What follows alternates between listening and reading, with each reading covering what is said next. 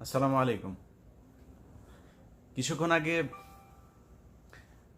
সচিবালয়ের সামনে আনসারদের সাথে আনসারদের উপরে আর কি শেখ হাসিনা ভর করেছিল। ডক্টর ইউনূসকে সরিয়ে দিয়ে তারপরে শেখ হাসিনা আবারও ক্ষমতায় বসবে। এতদিন শেখ হাসিনার যে চোর বাটপাররা বাংলাদেশকে চুরি করে রিজার্ভ সব শূন্য করে দিয়েছে, তারা আবারও নতুন করে ক্ষমতায় আসার স্বপ্ন দেখছে। তো আওয়ামী লীগ, শেখ হাসিনা বলেছিল না আওয়ামী লীগ কখনো পালায় না। আসলে আওয়ামী লীগ পালায় না। আওয়ামী লীগ এখন বিভিন্ন জায়গায় মজুদ হয়ে আছে। কখনো হিন্দুদের উপরে ভর করছে, কখনো দৌলতদিয়া ঘাটে ভর করছে, আজকে আনসারদের উপরে ভর করেছিল। ভর করে তারা ক্ষমতায় আসবার আবার এই দিবার স্বপ্ন দেখছে। এই স্বপ্নটা অবশ্য আওয়ামী লীগ দেখে না। আনসারের যারা আজকে এই জায়গায় এসেছিলেন তারা সহ যাদের যাদের উপরে ভবিষ্যতে আওয়ামী লীগ ভর করার চেষ্টা করবে তাদের ব্যাপারে খুব পরিষ্কার একটা মেসেজ দিয়ে যায়।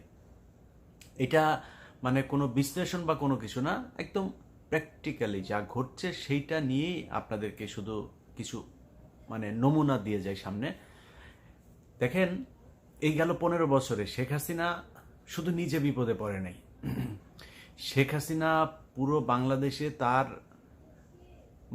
আসলেই তার পক্ষে রাজনীতি করুক, তাকে পছন্দ করুক আর নাই করুক, তার দলের সাথে সম্পৃক্ত তো ছিল। অন্তত ধরেন 1 কোটি মানুষ তার দলের সাথে সম্পৃক্ত ছিল। এর মধ্যে ধরেন কয়েক লক্ষ নেতাকর্মী সরাসরি তার হয়ে কাজ করেছে। এই প্রতিটা নেতাকর্মীকে আপনি বিপদে ফেলেছেন। দেখেন, এই যে মানিক, জীবন যায় যায়, এই জীবন যৌবন সব শেষ করার পরে এই বয়সে এসেও তার কত উত্তেজনা দেখেন। চ্যানেল আইতে গিয়ে কি করলো, বিভিন্ন জায়গায় সে সবসময় এত উত্তেজিত থাকে। নিয়ে যায় নাই কিন্তু শেখ হাসিনার সাথে করে।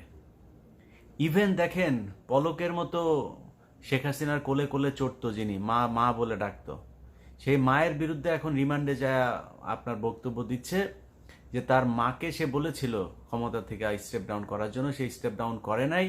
উল্টো তাকে গণভবনে এই ওবায়দুল কাদের মারতে এসেছিল, এটা সে তার রিমান্ডের জবানবন্দিতে বলেছে। এখন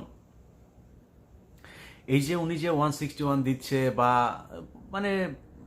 যেইভাবেই দেখ, ইচ্ছায় দেখ অনিচ্ছায় দেখ, দিচ্ছে তো।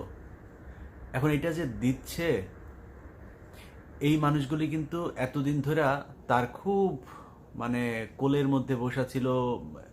মা বলতে অজ্ঞান। শেখ হাসিনাকে তো পলক মা বলে, এটা একদম মায়ের মতো অজ্ঞান একদম।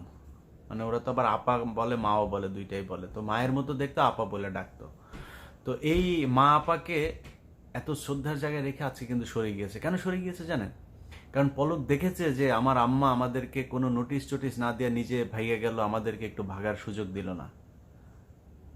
অতএব এই প্রায় 1-1.5 কোটি যে আওয়ামী লীগের লোকজন, এগুলোকে কিন্তু শেখ হাসিনা বিপদে ফেলে গিয়েছে। আপনারা আজকে যারা আছেন, শেখ হাসিনার গত এই পর্যন্ত আমার চোখে পড়েছে 2টা ফোন রেকর্ড।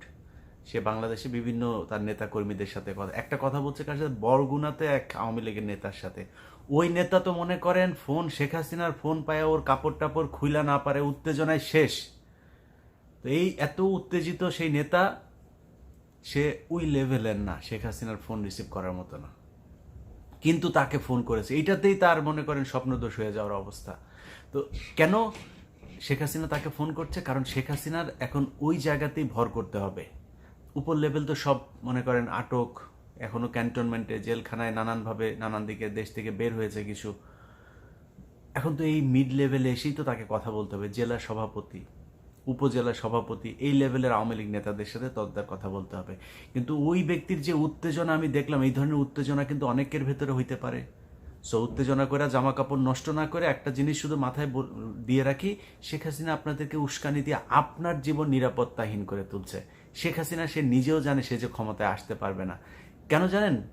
আমার এই কথাটা সত্য কি মিথ্যা সেটা আপনি একটু নিজে চিন্তা করেন। ধরেন শেখ হাসিনা এই প্রশাসনটা কিন্তু 15 বছর ধরে সাজিয়েছে। আজকে প্রশাসনে তো অনেক রদবদল হয়েছে। 5 তারিখে কি এর চাইতে বেটার ছিল না? এরকম প্রশাসন শেখ হাসিনাকে দেশে রাখতে পারে। কেউ কি গণভবনে তখন হামলা করেছিল? করে নাই তো। চালিয়ে তো গোলাগুলি করতে পারতো। সেনাবাহিনী যদি বন্দুক নিয়ে দাঁড়ায় থাকতো, কামান নিয়ে দাঁড়ায় থাকতো, কেউ যাইতে পারতো নাকি গণভবনে? সে থাকতে পারতো, কিন্তু থাকতে পারে নাই। দ্যাট মিনস আপনাকে বুঝতে হবে যে এইখানে একটা বিশাল একটা শক্তি কাজ করেছে। আমি আল্লাহর উপরে অবশ্যই শুকরিয়া, আল্লাহ সব কিছুর পরিকল্পনা করে থাকেন। তো বিশাল একটা শক্তির মাধ্যমে কিন্তু শেখ হাসিনার পতনটা হয়েছে। এত সহজে মনে করার কোনো কারণ নাই ডক্টর মোহাম্মদ ইউনূসকে ছাত্ররা মারামারি করে তারপরে গণভবন দখল করে ফেললো আর ডক্টর মোহাম্মদ ইউনূস বসে পড়লো। এত সরলীকরণ করলে কিন্তু ভুল করবেন। দেশ এখনো কোন দিকে যায়, কি হয়, সেটা নিয়ে অনেক কিছু দেখার আছে। আমাদের যেটা আমি ব্যক্তিগতভাবে যেই স্বপ্ন দেখি যে ভারতের বিরুদ্ধে একটা সরকার থাকবে যারা ভারতকে কড়া জবাব দেবে, সেটাই দিচ্ছে ডক্টর মোহাম্মদ ইউনূস। আমি হ্যাপি, আমার কোনো সমস্যা নাই। যারা উপদেষ্টা আছে তাদের নিয়ে আমার কোনো সমস্যা নাই, আমি চাই এরা দেশ চালাক। তো ধরেন এই সরকারটাকে যে 5 তারিখে তারা সরাইতে পারেনি, এখন আজকে এসে আরেক মাসের 5 তারিখ হইতে যাচ্ছে, তখন আনসারদেরকে দিয়ে সচিবালয়ে অঘটন ঘটায় সরকার পতন করে ফেলবে, এই স্বপ্ন কিন্তু দেখা কাপড় চোপড় নষ্ট করেন না।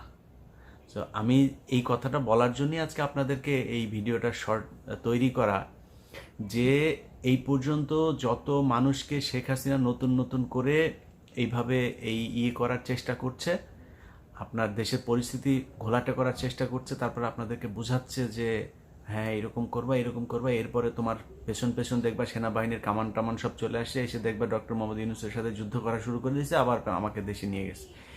এই স্বপ্ন যাদেরকে দেখাচ্ছে তাদের জন্য এই কথাগুলো বললাম, যে শেখ হাসিনা না অবস্থা দেখেন না, ভারতেও কি হয় সেটাও দেখেন।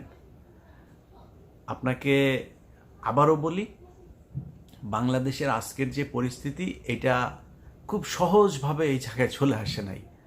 হেফাজতের 5ই মের রাতে 10 লক্ষ 15 লক্ষ মানুষ ঢাকায় ঢুকে নাই। শেখ হাসিনা কি করেছে? হোয়াই নট 4 তারিখ রাতে সেটা করলো, হোয়াই নট 5 তারিখ দিনে সেটা করলো? করে নাই কেন? কিসের জন্য করে নাই? কিছু একটা আছে, ব্যাপার কিছু একটা আছে, সেগুলো নিয়ে বিস্তারিত আলাপে যাইতে চাই না। আলাপ একটাই, সেটা হচ্ছে আপনার উপরে যেন আওয়ামী লীগ আর ভর করতে না পারে, এই ব্যাপারে খুব সাবধানে থাকতে হবে। আপনি ব্যক্তিগতভাবে ক্ষতিগ্রস্ত হবেন, আনসারে চাকরি করেন, তারপরে হিন্দু যারা এর আগে ভর করতে দিয়েছিলেন আওয়ামী লীগকে, আপনাকে এলাকায় ফিরে যেতে হবে, আপনার এলাকায় মুসলমানদের সাথেই আপনাকে থাকতে হবে। সো তাদের সাথে সম্পর্কটা কেমনে ভালো করা যায় সেই ব্যবস্থা করেন। আমরা মিলেমিশে সম্প্রীতি নিয়ে থাকতে চাই। হিন্দুরা আমার ভাই, আনসাররা আমার ভাই, পুলিশ আমার ভাই, সবাই আমার ভাই। যারা সরাসরি হত্যাকাণ্ডের সাথে সম্পৃক্ত না হয়েছেন তাদের কোনো সমস্যা হবে না, আপনারা মেনে নেন। এটা মেনে যদি না নেন তাহলে পরিস্থিতি আরও ভয়ানক হবে, আরও খারাপ হবে। আজকে যে আনসাররা গিয়েছেন, আপনাদের তো এখন ক্যামেরা ফুটেজ দেখে দেখে আপনাদের বিরুদ্ধে ব্যবস্থা নেবে, কি করবেন? আপনাদের বস এসে বাঁচাবে? আপনার বসের সমস্যা আছে? আপনাদের যারা এগুলো করছে তারা কিন্তু সবাই শান্তিতে আছে। শেখ হাসিনা প্লেনে চড়ে চলে গেছে তার পরিবারের লোকজনকে নিয়ে, আপনাদের কথা চিন্তাও করে নাই। তো এটা বোঝা উচিত যে যেই শেখ হাসিনা আপনাদেরকে সে তো তার ছেলেকেও ফোন করে বলতে পারতো যে তোমার ফেসবুকে একটা পোস্ট করো, করে বলো যে অবস্থা এরকম, সবাই যেন যার যার মতো শেষে গা ঢাকা দেয়, বা তারা কয়েকজনকে ফোনও করতে পারতো। মানে আনিসুল হকের মতো চামচা, সালমান এফ রহমানের মতো চামচা পর্যন্ত ধরা খেয়ে গিয়েছে। আপনি বুঝতে পারছেন? যেটা শেখ হাসিনার, শেখ রেহানার মূল ক্যাশিয়ার, যে এই সালমান এফ রহমান আর এস আলম, এই দেশ থেকে যাইতে পারেনি, ধরা পড়ে গেছে। আপনি বুঝতে পারছেন যে আপনার অবস্থান কোথায় এই শেখ হাসিনার কাছে? সে বাংলাদেশে তার বাপের হত্যার প্রতিশোধ নিতে এসেছে, বাংলাদেশকে সে আরেক দেশের হাতে তুলে দেওয়ার জন্য এসেছিল, বাংলাদেশ গড়তে সে আসে নাই। এক একটা প্রকল্প, এই যে দেখে যাদের অনেকেই এগুলি বলে থাকেন যে অনেক উন্নয়ন হয়েছে এই সেই, আর একটা উন্নয়ন কি? শেখ হাসিনার বাপের টাকা দিয়ে হয়েছে, আমার বাপের টাকা দিয়ে হয়েছে, তোমার বাপের টাকা দিয়ে হয়েছে, শেখ হাসিনার বাবার টাকা দিয়ে নেই। শেখ হাসিনা এখানে এক এক প্রকল্প থেকে 5 বিলিয়ন 10 বিলিয়ন করে তারা হাতিয়ে নিয়েছে। দেখেন সব শেষ, এই যে নিজেরা পোড়ায় কান্নাকাটি করলো, মেট্রো রেল টেল সব পুড়িয়ে দিয়েছে, এই সে বলে তারপর কি করলো? সেটাকে ঠিক করতে 1 বছর সময় লাগবে, 300 কোটি টাকা লাগবে, ধরা শেষ। মানে ক্ষয়ক্ষতির পরিমাণ জানা শেষ, 300 কোটি টাকা খরচ হবে। কয়দিন হলো? 20 দিন হয়েছে। ইউনূস সরকার মেট্রো রেল আজকে থেকে চালু করেছে, 300 কোটি টাকা লেগেছে। তো এইভাবেই লুটপাট হয়েছে গত 15 বছরে। এক রূপপুর পারমাণবিক কেন্দ্র থেকে $5 বিলিয়ন নাই। তো এটার জন্য আপনার মাথায় রাখতে হবে যে শেখ হাসিনা এই দেশ গড়তে আসে নাই, এই দেশ ধ্বংস করতে এসেছে। ও এই দেশের শত্রু, এটা মাথায় রেখেন। আর নিজের প্রতি খেয়াল রেখেন, আন্দাজে আওয়ামী লীগকে ভর করতে দিয়েন না। আল্লাহ হাফেজ।